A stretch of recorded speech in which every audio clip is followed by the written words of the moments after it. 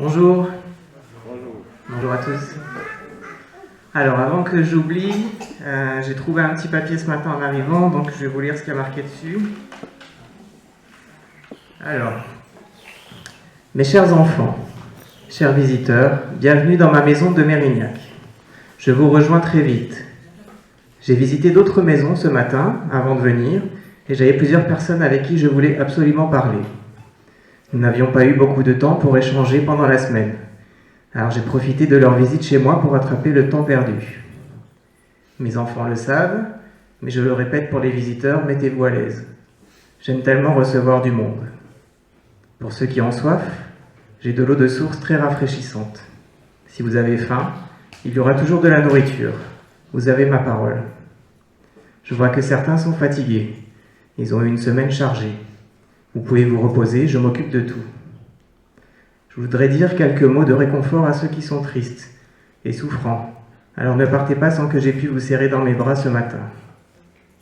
Mon fils a prévu un cadeau, je vous promets que vous ne serez pas déçus. Vous pouvez me faire confiance.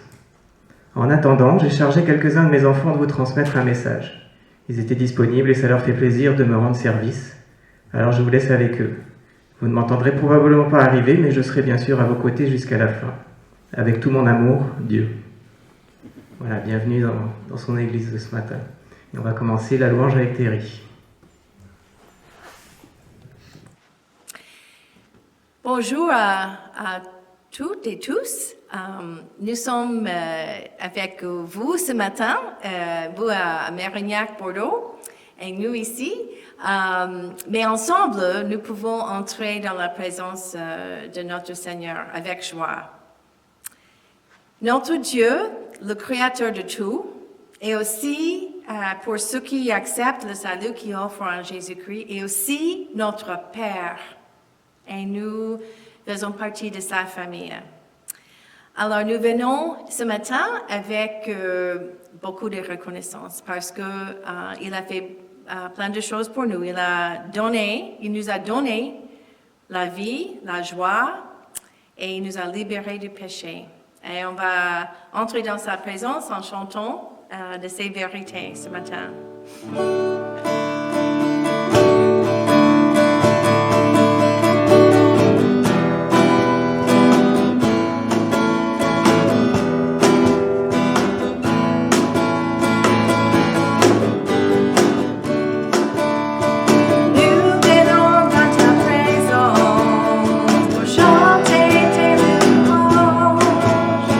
Notre reconnaissance de ce que tu as accompli.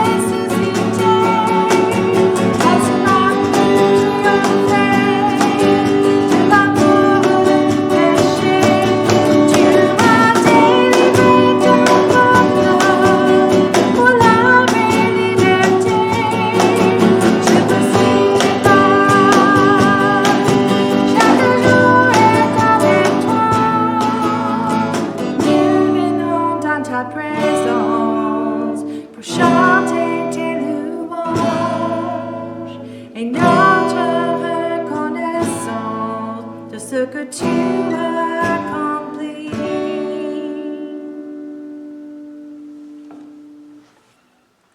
Dans le livre de Galates, dans le Nouveau Testament, nous lisons ceci. Lorsque le moment est vraiment venu, Dieu a envoyé son Fils, né d'une femme, né sous la loi, pour racheter ceux qui étaient sous la loi, afin que nous recevions le statut d'enfant adoptif. Et parce que vous êtes ses fils, Dieu a envoyé dans votre cœur l'esprit de son Fils, qui crie « Abba, Père ». Ainsi, tu n'es plus esclave, mais fils.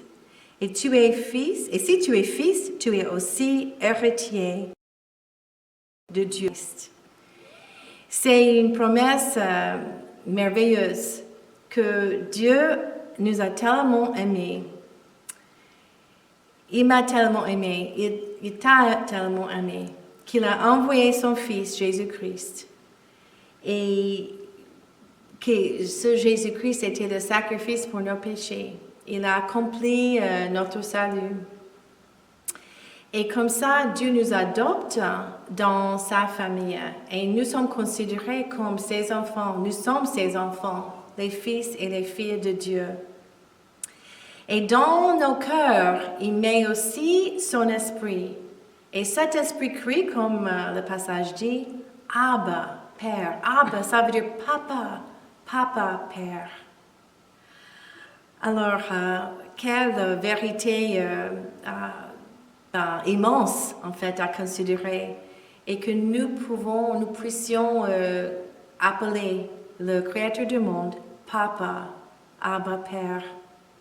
Nous allons chanter à ce Dieu qui nous aime tellement, le chant à celui qui nous aime.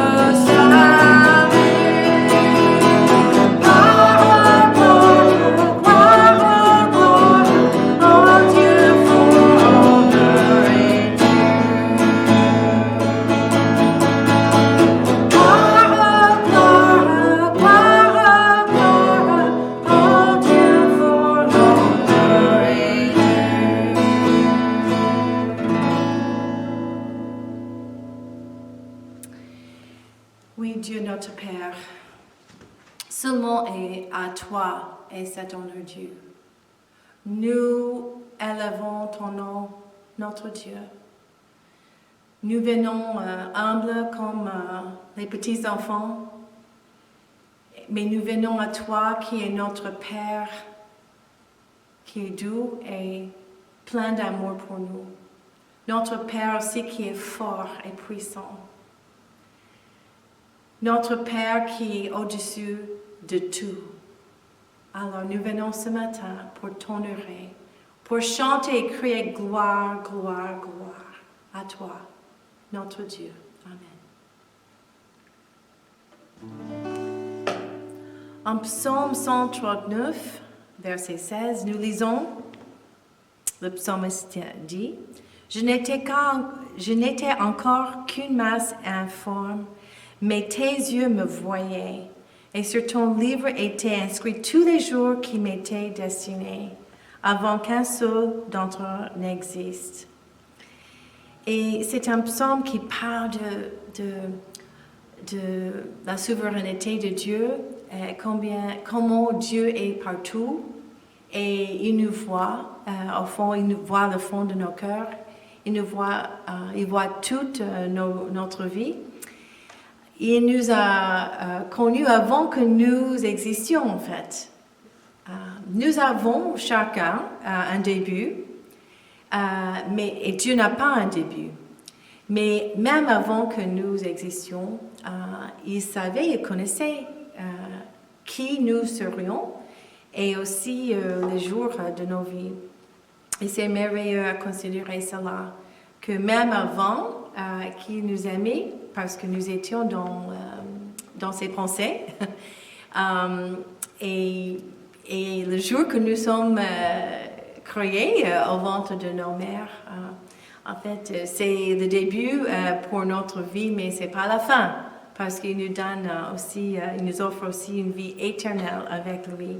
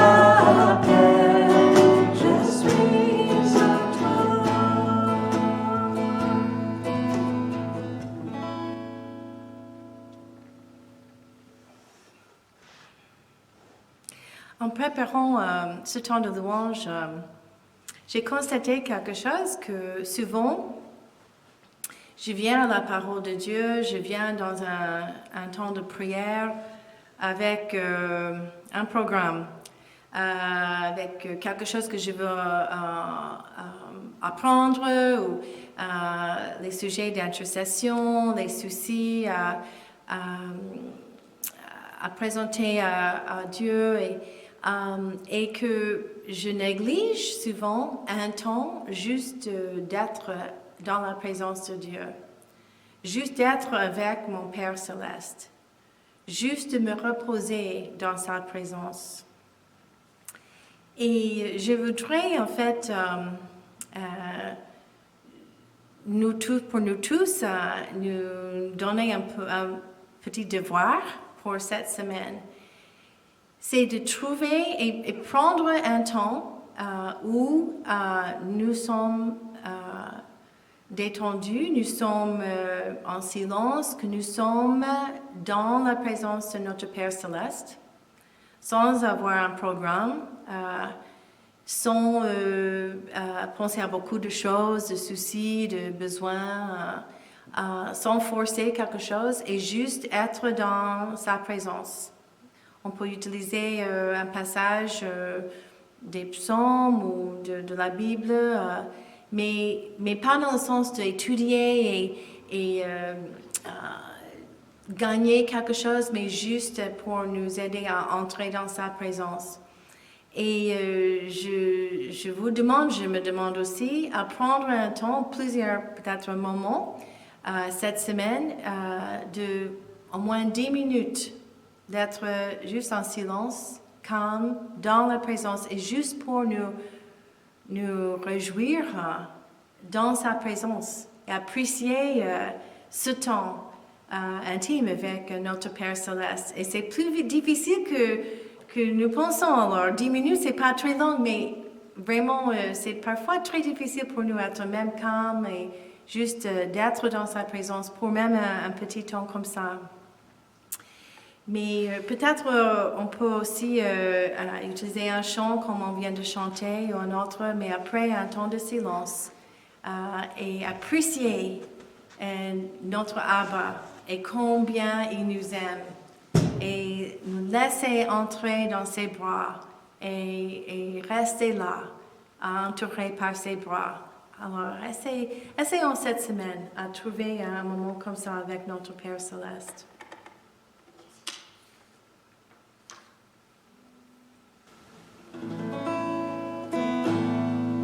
Continuons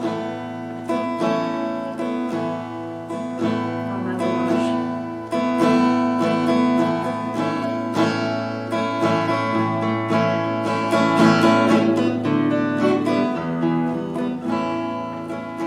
Quel repos céleste, Jésus, d'être à toi. Pour l'amour et la grâce.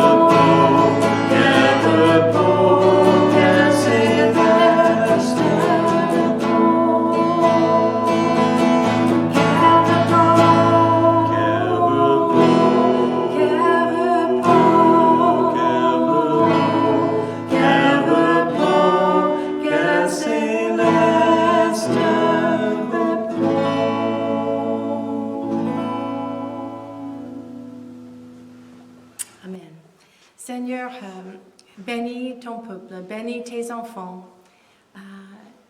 Nous instruisons ce matin par le message de ta parole et par le reste de ce culte, Seigneur.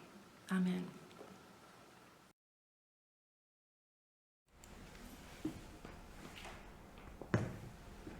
Alors on va prendre un petit temps de prière maintenant.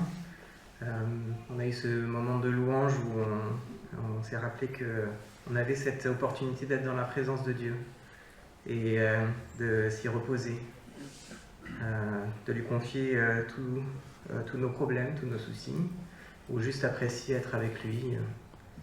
Donc je vous propose dans ce temps de prière libre, donc sentez-vous libre de prier à voix haute dans votre cœur, de juste apprécier d'être dans la présence de Dieu, mais de peut-être lui faire des prières pour lui dire, je vous donne des exemples, cette semaine, quand tu as fait ça pour moi, j'ai beaucoup apprécié. Ou merci d'avoir été avec moi quand j'ai dû aller à tel endroit. Ou j'avais besoin de parler et tu m'as écouté à tel moment, merci. Donc d'être conscient que toute cette semaine qui vient de passer, il était à nos côtés et de le remercier pour son écoute, pour son aide, pour son intervention aussi dans des situations difficiles. Donc que ce soit vraiment un moment pour reconnaître qu'il était présent et ce qu'il a fait pour nous, ou juste d'être avec nous. Voilà, et je conclurai le moment, sentez-vous libre.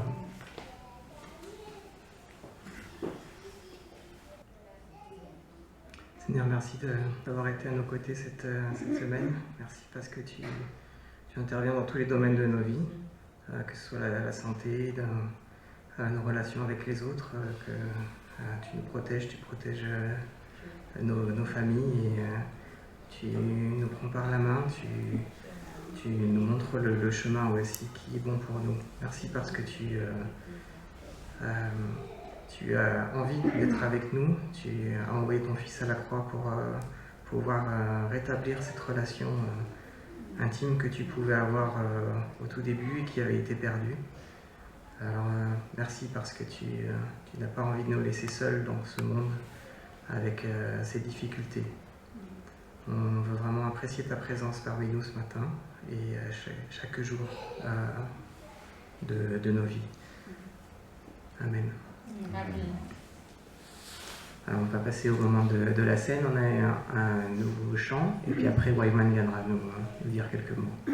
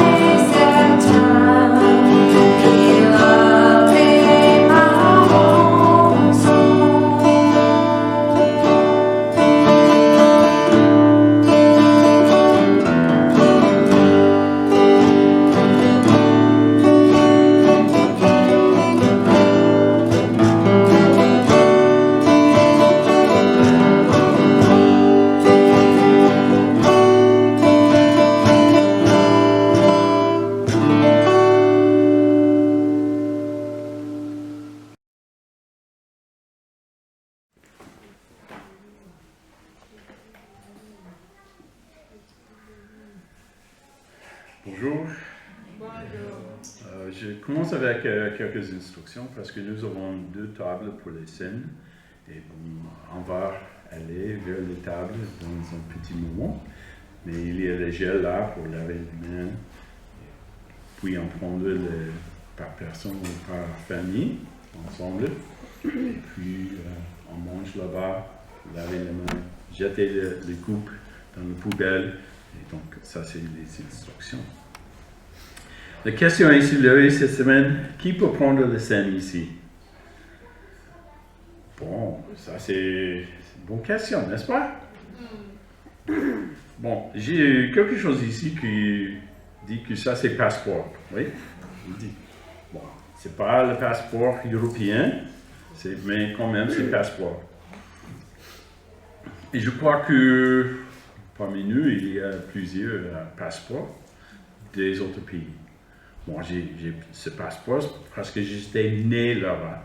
Et je peux prendre ça facilement, j'ai les doigts, et ça me donne quelques doigts. Est-ce que j'avais passeport pour le royaume de Dieu? Qui peut entrer? C'est lié avec la question qui peut prendre la scène. J'ai plusieurs droits d'entrée aux États-Unis avec ça, mais c'est vraiment compliqué maintenant. Mais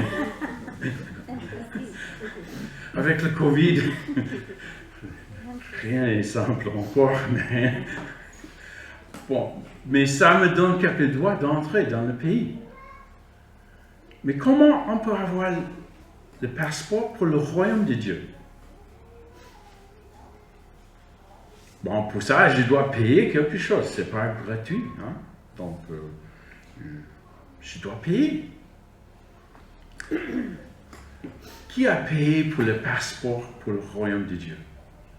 Nous avons chanté. C'est vraiment Jésus qui est mort pour nous. Et donc, celui qui croit en lui peut entrer dans le royaume de Dieu. Et donc, si tu crois en lui, tu peux prendre les scènes ici, parce que c'est pour le royaume de Dieu, c'est pas pour nous, c'est pas pour l'église locale, mais c'est pour l'église de Jésus-Christ partout. Et donc c'est ça, c'est celui qui croit en Jésus-Christ qui peut prendre les scènes ici. Et c'est Jésus qui a payé. Et il a dit, pendant le temps qu'ils sont en train de manger, Jésus prit du pain. Et après avoir prononcé la prière de bénédiction, il a rompu et le donné en disant, prenez, mangez, ceci est mon corps. Il prit ensuite une coupe et après avoir remercié Dieu, il le donnait et ils en burent tous. Il leur dit, ceci est mon sang, le sang de la nouvelle alliance qui est versé pour beaucoup. Je vous le dis en vérité, je ne boirai plus jamais de fruits de la vigne jusqu'à le jour où je boirai nouveau dans le royaume de Dieu. Et donc, pour nous, c'est pas le Saint, c'est pas le passeport pour le royaume de Dieu, c'est Jésus. Mais ça ressemble on prend avec joie parce que Dieu a dit, on va un jour manger ensemble au royaume de Dieu. Amen. Celui qui croit en lui.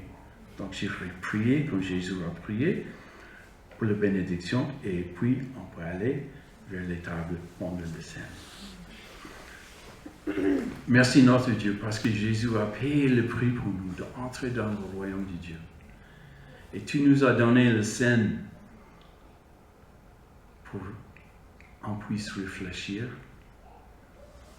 C'est pas le visa pour entrer, c'est Jésus qui nous a donné le passeport pour le royaume de Dieu.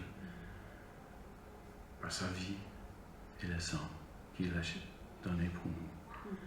Merci pour ton sacrifice pour nous. Ton sacrifice. Merci parce que tu as payé. Merci pour tout ce que tu as fait pour nous.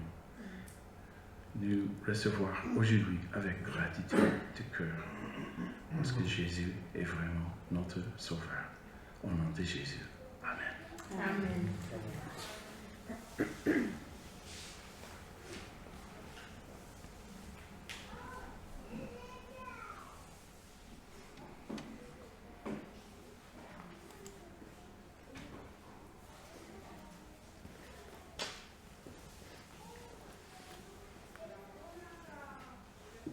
Pendant que vous prenez la scène, je pense que Irène a déjà anticipé, elle est à côté avec les enfants, qui ont un peu plus de mal à rester tranquilles autant de temps.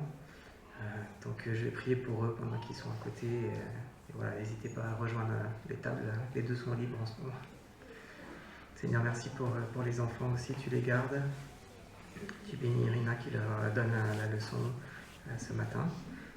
Qu'elles puissent bien échanger avec eux, répondre à leurs questions, que tu puisses leur parler et être au milieu d'eux pour les accompagner aussi dans leur croissance, que tu leur donnes de la sagesse et qu'ils puissent recevoir ton amour et le transmettre aux autres aussi autour d'eux. Amen. Amen.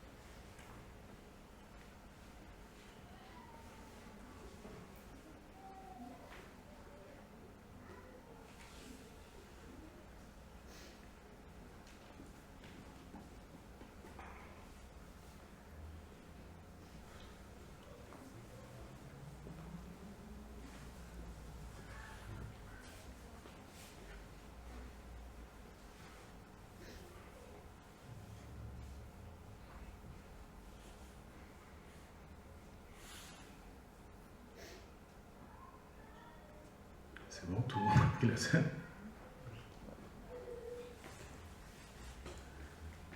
Bonjour. Il fait beau. Vous avez passé un bon samedi. Je vais vous inviter à ouvrir vos Bibles dans l'évangile de Jean au chapitre 14.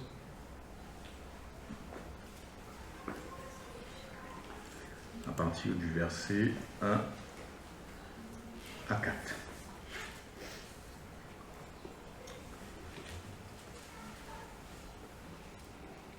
Ou prendre vos tablettes, parce que dans les temps qui courent, il faut être un peu à la page. Ou vos téléphones. Jean 14, 1 à 4. Que votre cœur ne se trouble pas, croyez en Dieu, croyez aussi en moi. Il y a aussi beaucoup de demeures dans la maison de mon Père, sinon je vous l'aurais dit, car je vais vous préparer une place. Donc, si je m'en vais et vous prépare une place, je reviendrai et je vous prendrai avec moi, afin que là où je suis, vous y soyez aussi, et où je vais, vous en savez le chemin. Amen. Amen. Seigneur, merci pour ta parole, qui est une lampe à nos pieds et une lumière sur notre sentier. Seigneur, que ton nom soit glorifié ce matin au milieu de nous, que ton nom soit sanctifié dans notre vie. Père, nous prions vraiment que ton esprit parle à chacun de nous, Seigneur Dieu. Parce que seul ce qui vient de ton esprit édifie l'Église. Tout ce qui vient de nous, de l'homme, ne construit pas l'Église. Que vraiment ton esprit puisse parler à chacun de nous et que nous puissions vraiment nous enraciner davantage dans ta parole. Seigneur, nous rapprocher davantage de ce que tu as prévu pour nous. Et donne-nous, Seigneur, de pratiquer les œuvres que tu as préparées d'avance pour vous. Amen.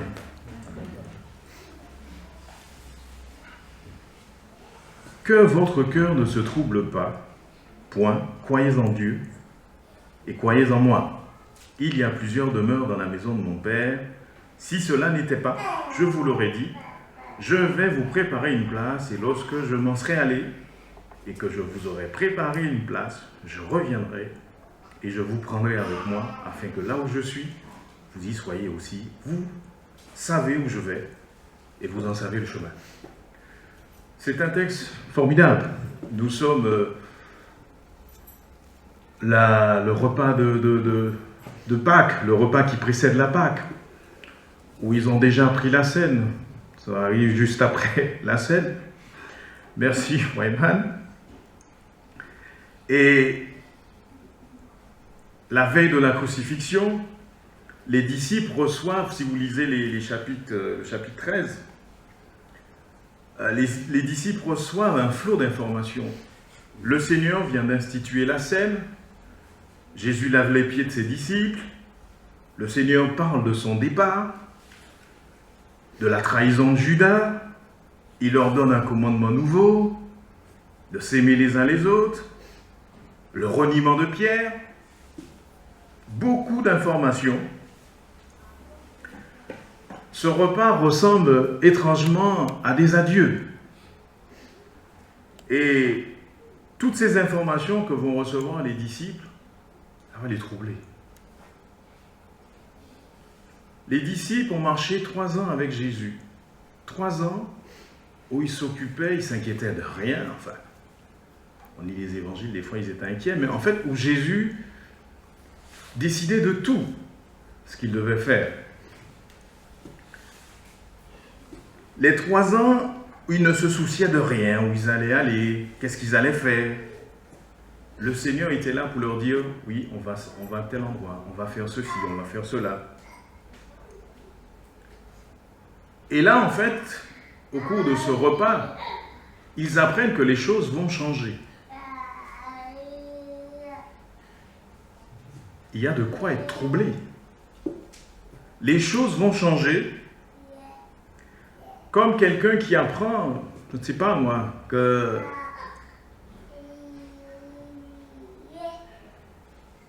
qui va perdre son travail à cause du Covid.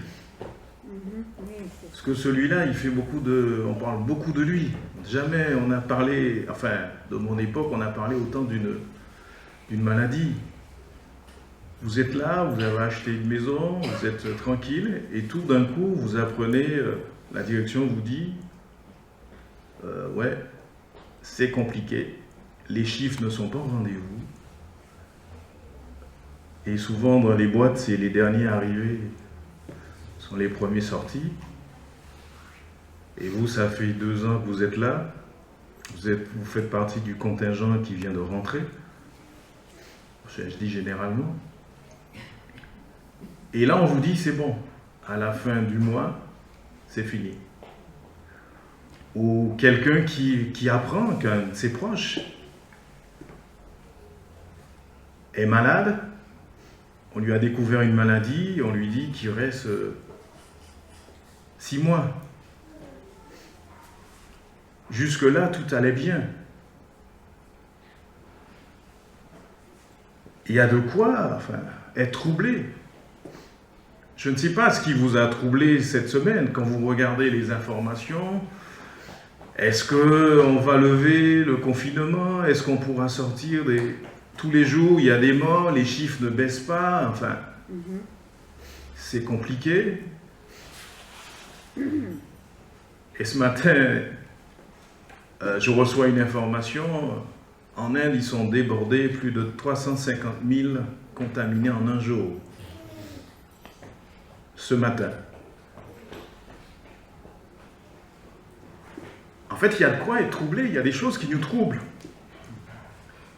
Et ma question, c'est qu'est-ce qui vous trouble ce matin?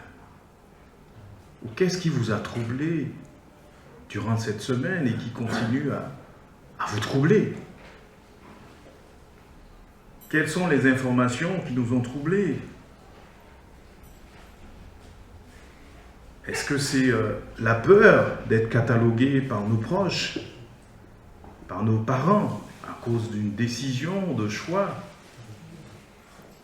Qu'est-ce qui nous trouble ce matin? Et les disciples, après avoir marché, avoir été au bénéfice de l'action, de la grâce, enfin, de la présence du Seigneur, même si le Seigneur les avait préparés, parce qu'il faut qu'on soit préparé, parce que nous vivons dans un monde où les choses peuvent basculer à n'importe quel moment. Le Seigneur leur dit, ok, c'est le dernier repas que je prends avec vous, c'est la dernière fois que je prends la scène avec vous, enfin, ce soir, c'est le dernier repas, parce qu'après, je m'en vais. Qu'est-ce qui nous trouble? Et ils sont troublés. Et ce chapitre commence par « Que votre cœur ne se trouble point. Croyez en Dieu et croyez en moi. »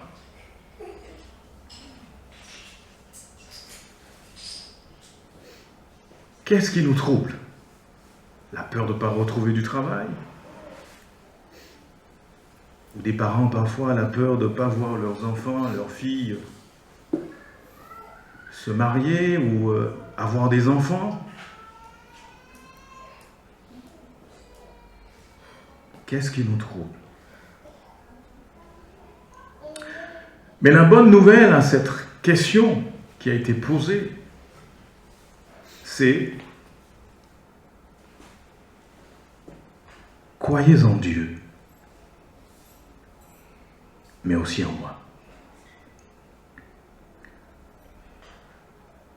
Face aux difficultés de la vie, face aux mauvaises nouvelles, nous devons choisir de croire en Dieu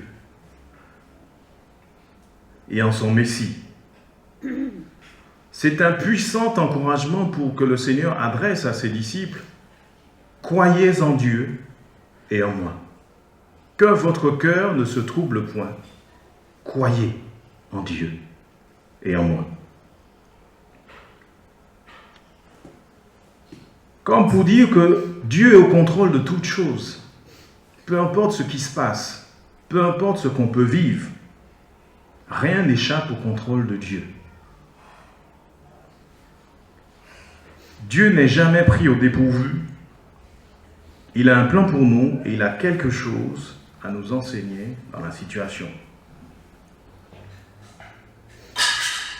La solution du Seigneur face au trouble, c'est de croire, c'est de lui faire confiance. Et croire, c'est accepter, croire en Dieu, c'est accepter de placer notre confiance en lui, peu importe la situation, peu importe le coût. C'est de savoir que Dieu est à l'œuvre et qu'il a un plan pour nous. Romains 8 nous dit, verset 28 nous dit, « Nous savons du reste que toute chose concourt au bien de ceux qui aiment Dieu, de ceux qui sont appelés selon son dessein. » En fonction des desseins de Dieu pour nous, pour notre vie, il y a des choses que nous vivons et il y a des choses que nous vivrons ou que nous avons vécues parce que ce sont les desseins de Dieu pour nous. Parce qu'il y a des choses que Dieu veut nous enseigner. Et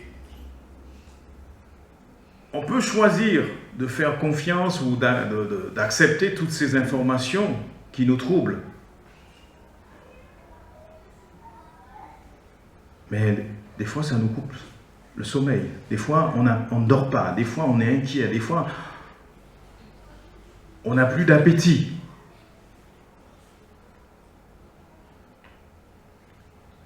Dieu nous appelle à lui faire confiance, peu importe les situations que nous pouvons traverser.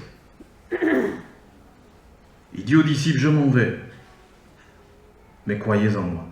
Croyez en Dieu et en moi. Ne soyez pas troublés. Face au trouble, nous pouvons choisir de lui faire confiance. Parce que croire en Dieu, c'est réaliser, c'est de comprendre, c'est de savoir que Dieu est capable de nous délivrer. Même s'il ne nous délivre pas, il est à l'œuvre dans notre vie. Croire en Dieu, c'est de pouvoir dire, comme les compagnons de Daniel, à qui on a ordonné d'adorer les statues, dans Daniel 3, verset 15, il dit « Maintenant, tenez-vous prêts au moment où vous entendrez le son de la trompette, du chalumeau, de la guitare, de la sambuc, du psalterion et de la cornemuse, et de toutes les sortes d'instruments. Vous vous prosternerez et vous adorerez la statue que j'ai faite. Si vous ne l'adorez pas, vous serez jeté à l'instant même au milieu d'une fournaise ardente. Et quel Dieu vous délivrera de ma main? Shadrach, Meshach et Abednego répliquèrent au roi Nebuchadnezzar, nous n'avons pas besoin de te répondre là-dessus. Voici notre Dieu que nous servons peut nous délivrer de la fournaise ardente, et il nous délivrera de ta main, ô roi. Sinon, sache, ô roi, que nous ne servirons pas tes dieux et que nous n'adorerons pas la statue d'or que tu as élevée. Quelle confiance ces hommes avaient en Dieu! Ils savaient que Dieu était capable de les délivrer, mais ils pouvaient aussi ne pas les délivrer, mais ils étaient prêts, quel que soit le prix, à faire confiance à Dieu. Un jour, j'ai été licencié, je travaillais dans une entreprise de restructuration de crédit et j'ai été licencié parce que dans la boîte, en fait, pour faire passer certains dossiers, bon, je ne savais pas quand j'ai intégré la boîte, c'est après que Pour faire passer certains dossiers, il faut, comme des gens parfois qui ont plein de crédits, qui sont surendettés, pour éviter qu'ils aillent au surendettement, pour éviter qu'ils soient sous l'eau, même s'ils le sont déjà. Il y a certaines sociétés qu'on appelle restructuration des crédits, ça veut dire que c'est des gens, des fois on trouve des gens qui ont 10 crédits en fait. Ils ont pris plusieurs crédits à la conso, un pour rembourser l'autre, en fait au final ça devient compliqué, ils se retrouvent à 10 crédits. Et certaines sociétés sont là pour restructurer. On rachète, en gros, tous les crédits, au lieu d'avoir 10 mensualités. Donc, ils ont une seule mensualité. Bien sûr, ça va rallonger la durée des crédits, mais bon, ça veut dire aussi les coûts. Et on m'a fait comprendre que non, en fait, pour faire passer certains dossiers, il faut baisser les charges, en fait. C'est-à-dire que bon, vous avez 1000 € de charges et aucun organisme de crédit va vous avez mis 800 € de recettes, 1000 € de charges, aucun organisme de crédit va vous faire un crédit. Parce que la gestion des risques, on a un devoir de conseil de gestion de risque. Et on me fait comprendre que c'est comme ça que ça se passe. Et bon, moi j'ai dit, c'est pas comme ça que ça se passe. Même si les gens, on les aide sur le court terme, mais à long terme, on ne leur rend pas service. Et j'ai été licencié, parce que je ne voulais pas mentir. Enfin, tu es chrétien, après tu vas prier, dire au Seigneur, vraiment, tu es saint.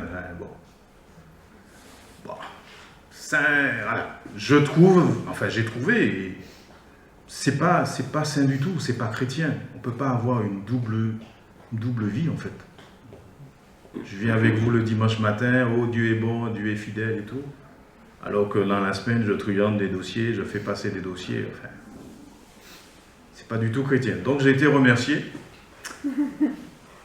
Donc, et je vous assure, ça m'a troublé en fait. Et j'étais convaincu, je suis dans la voie du Seigneur. J'étais convaincu qu'ils allaient me rappeler en fait, pour me dire ouais, on s'est trompé.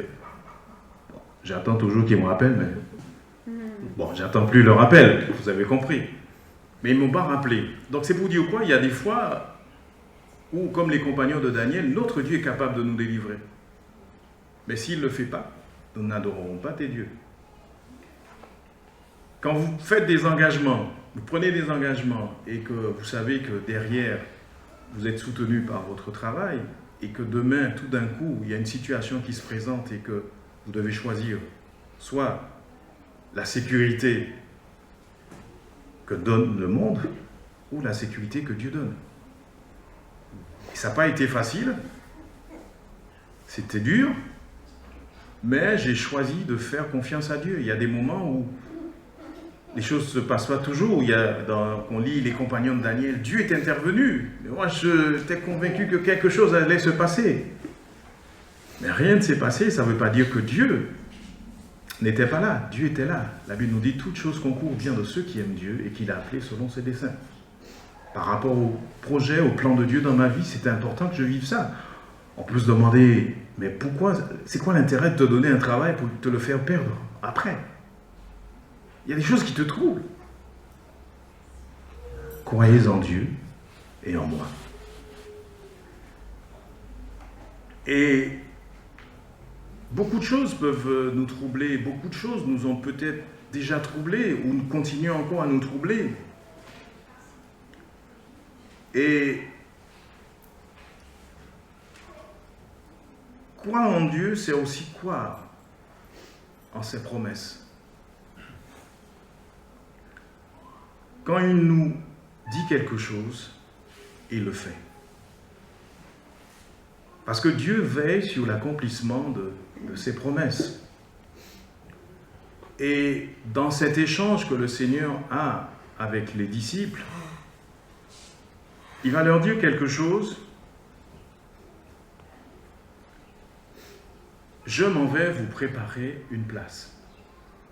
Et quand ça sera prêt, je reviendrai vous chercher. Et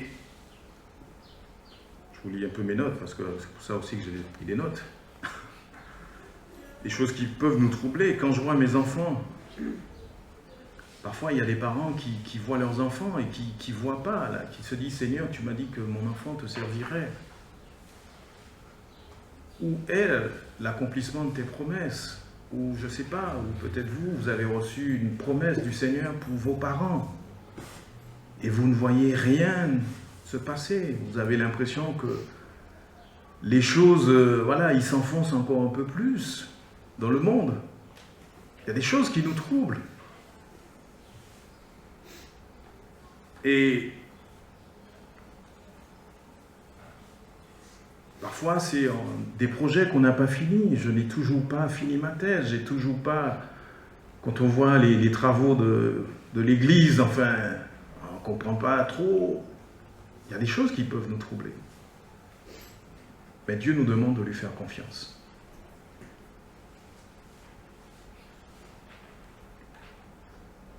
Et des fois, on peut se poser la question, Seigneur, où es-tu?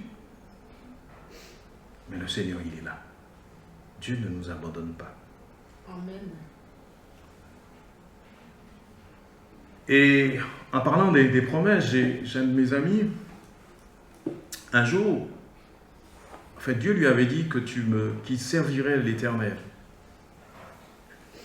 Et quelque temps après, cette promesse que Dieu lui a faite, on va lui découvrir une maladie incurable. Et ça l'a troublé. Dieu vous dit, vous allez me servir, vous allez faire des choses pour moi,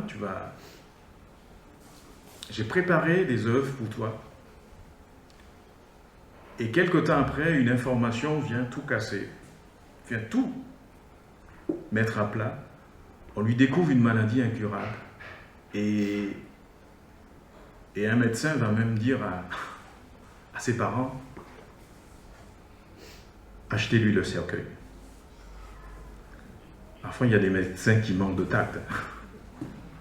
Mais bon, ceci dit, l'information est donnée, peu importe l'emballage, on lui découvre une maladie incurable, il sait qu'il lui reste peu de temps.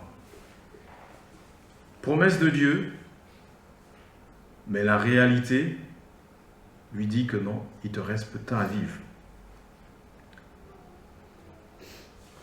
Et il me disait que c'est difficile, au fur et à mesure que le temps passait, c'est difficile de réaliser que ton corps ne répond plus. Tu sens la mort arriver. Tu sens que les choses, le corps ne répond plus, la mort est en train de venir. Et il me dit tout ce que je faisais. Je confessais mes péchés. Parce que je ne voulais pas me trouver à un endroit où il faisait chaud. Bon, on en rigole. Je connais.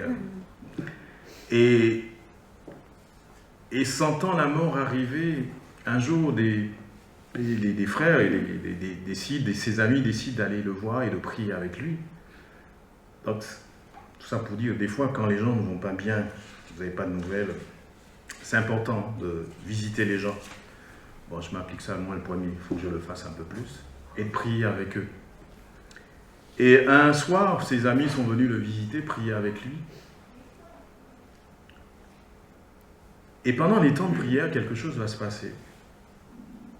Dieu va se manifester ce soir-là. Le Saint-Esprit va toucher les cœurs des gens qui étaient là.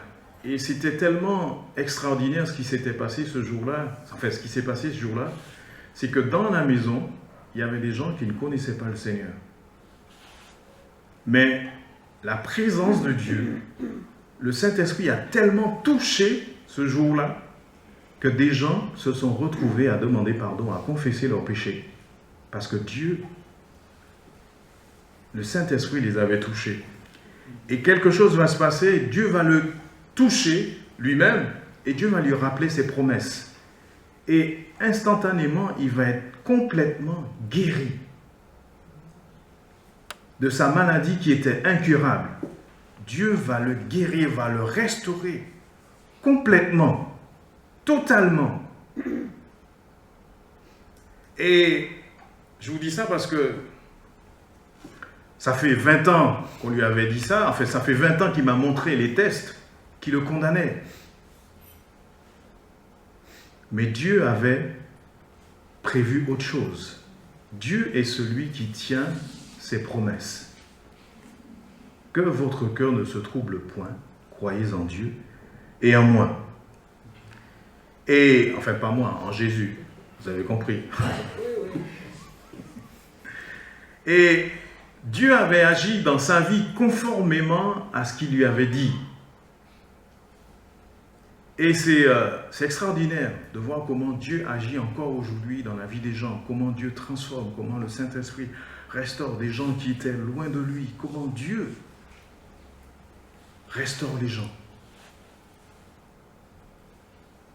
Et il y a une promesse que le Seigneur fait dans ce chapitre, il dit « Dans la maison de mon Père, il y a plusieurs demeures, je m'en vais vous préparer une place. »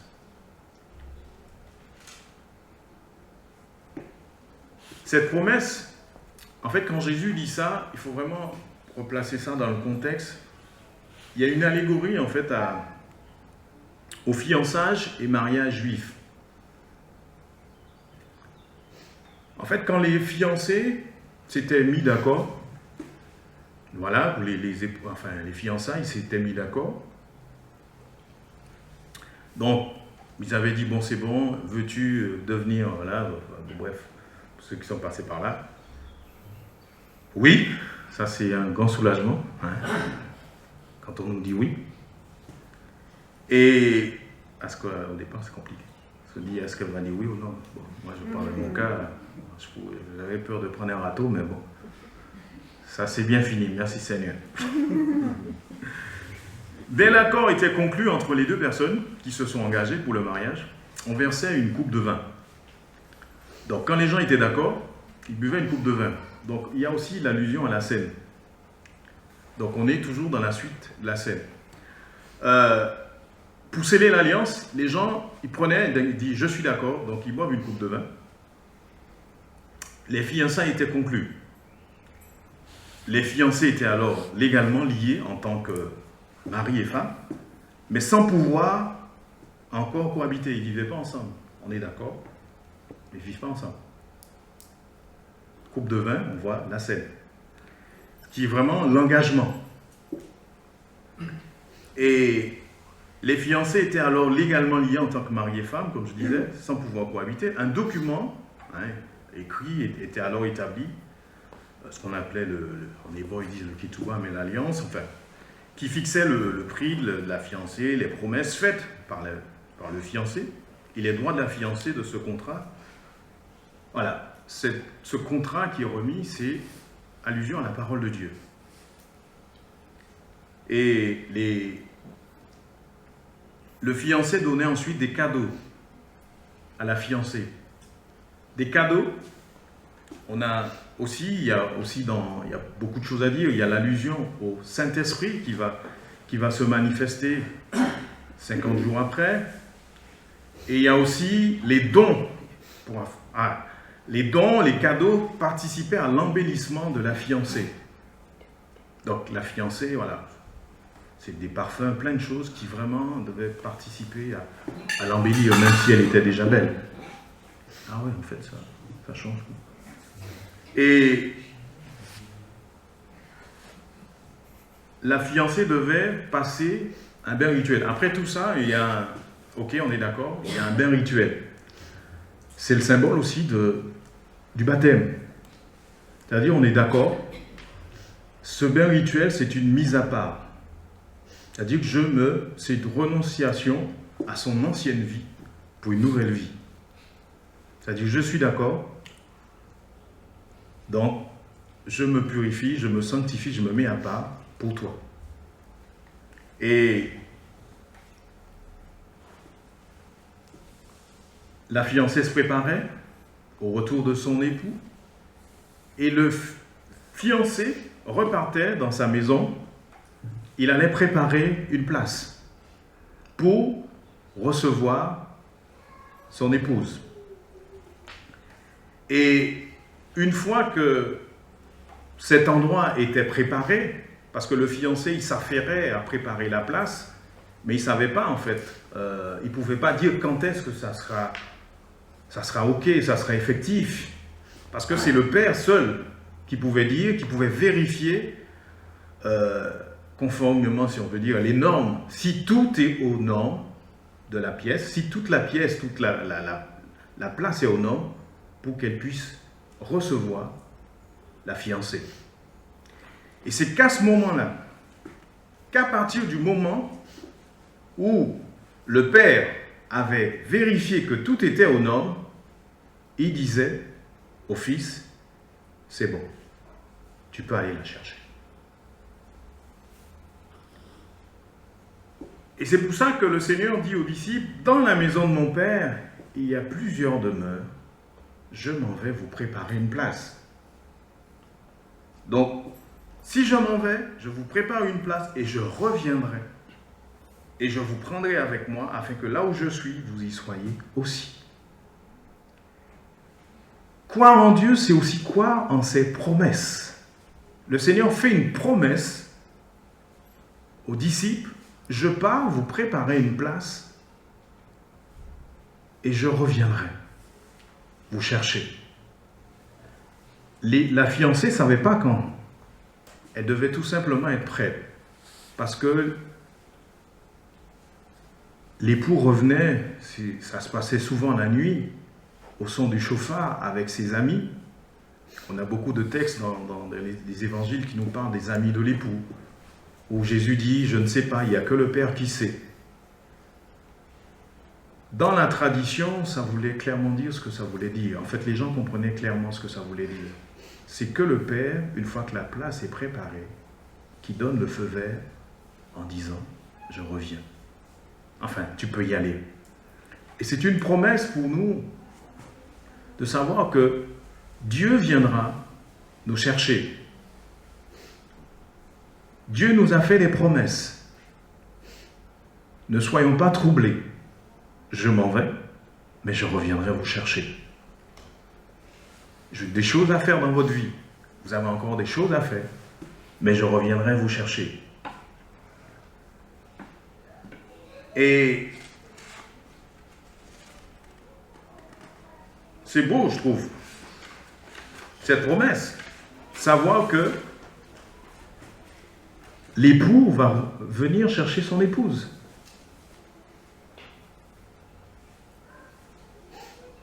De la même façon, il dit aux disciples, de la même façon que l'époux revient chercher son épouse, je reviendrai aussi vous chercher.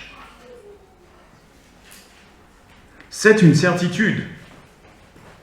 Le Messie reviendra à nous chercher. Nous pouvons en être sûrs et avoir foi dans la parole, dans sa parole, avoir foi en lui. Avoir foi en Dieu, savoir que ce que Dieu promet, il l'accomplira dans notre vie.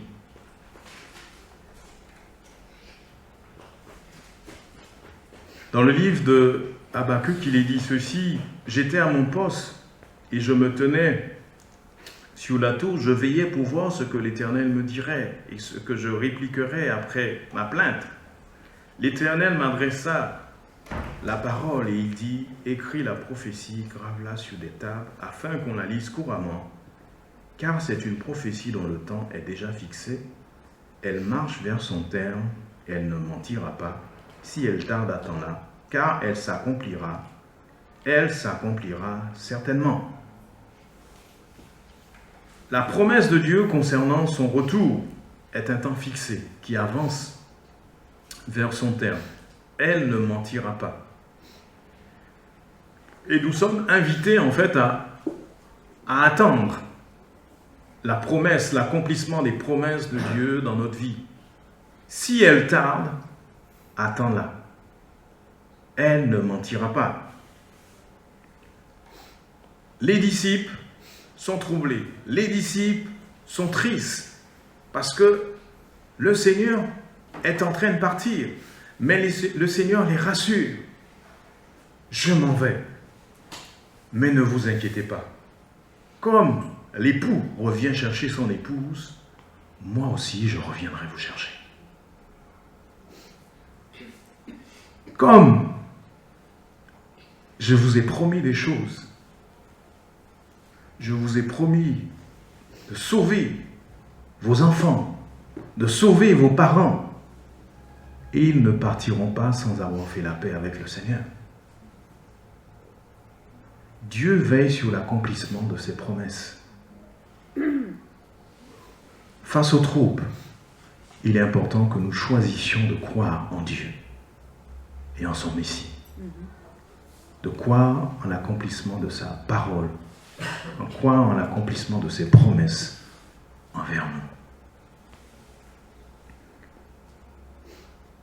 Je ne sais pas ce qui vous trouble ce matin, mais la réponse du Seigneur est une invitation à avoir foi en lui, de lui faire confiance, car il est plus grand que ce qui nous trouble.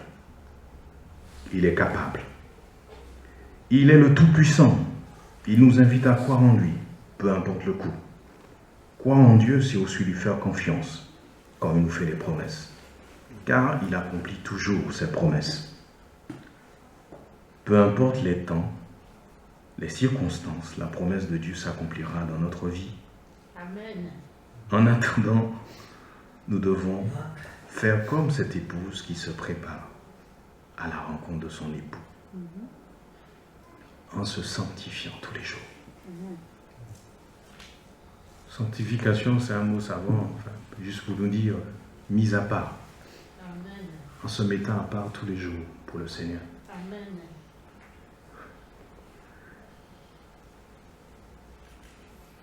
Vous connaissez le chemin. C'est Jésus. Je m'en vais vous préparer une place. Et je reviendrai vous chercher quand la place sera prête. Amen.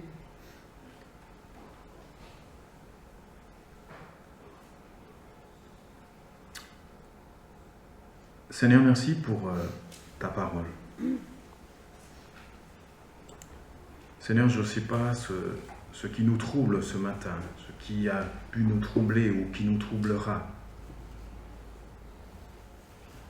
Mais je prie, Seigneur, que tu nous donnes d'avoir confiance en toi, d'avoir les yeux fixés sur toi, parce que tu es plus grand que ce qui nous trouble. Seigneur, je prie pour ceux à qui tu as fait des promesses et qui sont dans l'attente. Seigneur, je prie que tu fortifies leur foi et que tu leur donnes d'attendre, de s'attendre à toi. Parce que la Bible nous dit que tu n'es pas un homme pour mentir, ni le fils d'un homme pour te repentir. Ce que ta bouche dit, ta main accomplit. Tu veilles sur l'accomplissement de tes promesses. Et nous savons qu'un jour viendra, Seigneur, où nous serons avec toi. Et quand tout sera OK, quand le temps sera venu, à la voix d'un archange, nous serons tous rassemblés auprès de toi. Parce que c'est ta promesse de venir nous chercher. En attendant, Seigneur, nous prions que tu nous fortifies. Tu nous donnes d'être des hommes et des femmes de conviction qui avancent sur le chemin que tu as tracé. Dans un monde troublé, Seigneur, tu nous demandes d'avoir confiance en toi. Et ce matin, nous voulons avoir confiance en toi. Confiance pour le salut de nos proches. Même si nous ne savons pas quand, mais nous savons que ce que tu promets, tu l'accompliras. Au temps favorable, tu nous as exaucés, et au jour du salut, tu nous as secourus. Viens au secours de notre foi, Seigneur, viens au secours de notre foi ce matin. Fortifie ton peuple et donne-nous d'être des hommes et des femmes mis à part pour toi, des hommes qui te craignent, des hommes qui ne se compromettent pas dans un monde corrompu, mais donne-nous de marcher fidèlement, avec intégrité de cœur et dans l'intégrité, Seigneur. Que ton nom soit sanctifié, que ton nom soit béni. Fortifie ton peuple. Au nom de ton Fils Jésus, Père, je t'ai prié. Amen. Amen. Et donc pour conclure le culte, Daniel avait quelques versets à partager avec nous.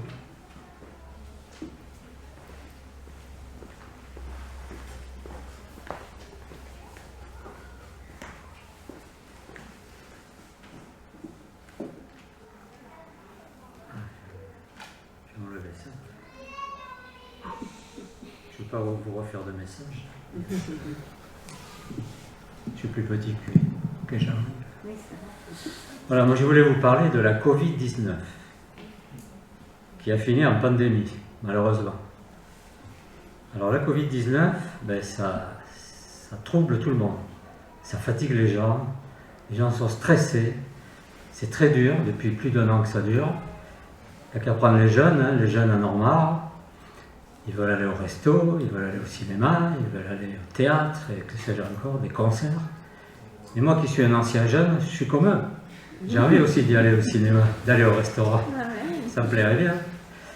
Mais bon, disons qu'on est en train de vivre une période difficile, sombre, dure, pour les petits, pour les grands, pour les vieux. Et on n'est pas tout seul quand même. Il ne faut pas oublier qu'on n'est pas seul. On a quelqu'un avec nous. Quelqu'un qui est à nos côtés, qui nous porte quand on est fatigué. Et cette personne, bien sûr, c'est Jésus. Et Jésus, moi j'ai relu dans l'évangile de Matthieu, après sa résurrection, il aurait pu dire « Je serai avec vous jusqu'à la fin du monde ». C'est pas ça qu'il a dit. Il a dit « Je suis avec vous ». Et moi, ce verbe être au présent, il me plaît bien. J'en rajouterai pas là-dessus, parce qu'il est là. Et là, j'ai quelques versets qui m'ont touché, parce qu'on peut lire la Bible 10, 20, 30 fois. Bon. On va lire des versets, on va lire des chapitres, on les lit, point. Mais il y en a, un jour, ça s'éclaire. C'est le Saint-Esprit qui éclaire ce chapitre, et on le lit différemment, et on le prend différemment. Alors, je vais vous lire quelques versets, c'est Dieu qui parle. Celui qui voudra être béni dans le pays, voudra l'être par le Dieu de vérité. Et celui qui jurera dans le pays, jurera par le Dieu de vérité. Car les anciennes souffrances seront oubliées, Elles seront cachées à mes yeux, car je vais créer de nouveaux cieux et une nouvelle terre. On ne se rappellera plus les choses passées. Elles ne reviendront plus à l'esprit. Réjouissez-vous plutôt. Soyez à toujours dans l'allégresse, à cause de ce que je vais créer. Car je vais créer Jérusalem pour l'allégresse, et son peuple pour la joie. J'ai perdu le fil. Je ferai de Jérusalem mon allégresse, et de mon peuple ma joie. On n'y entendra plus le bruit des pleurs, le bruit des cris. Il n'y aura plus ni enfants, ni vieillards qui n'accomplissent leur jour. Car celui qui mourra à 100 ans sera jeune, et le pécheur âgé de 100 ans sera maudit. Ils bâtiront des maisons et les habiteront. Ils planteront des vignes et ils en mangeront le fruit. Ils ne bâtiront pas des maisons pour qu'un autre les habite. Ils ne planteront pas des vignes pour qu'un autre en mange le fruit. Car les jours de mon peuple seront comme les jours des arbres, et mes élus jouiront de l'œuvre de leurs mains. Ils ne travailleront pas en vain, ils n'auront pas des enfants pour les voir périr, car ils formeront une race bénie de l'Éternel. Et leurs enfants seront avec eux. Avant qu'ils m'invoquent, je répondrai. Avant qu'ils aient cessé de parler, j'exaucerai. Le loup et l'agneau paîtront ensemble. Le lion, comme le bœuf, mangera de la paille. Le serpent aura la poussière pour nourriture. Il ne fera ni tort ni dommage sur toute ma montagne sainte, dit l'Éternel. Merci de m'avoir écouté. Amen.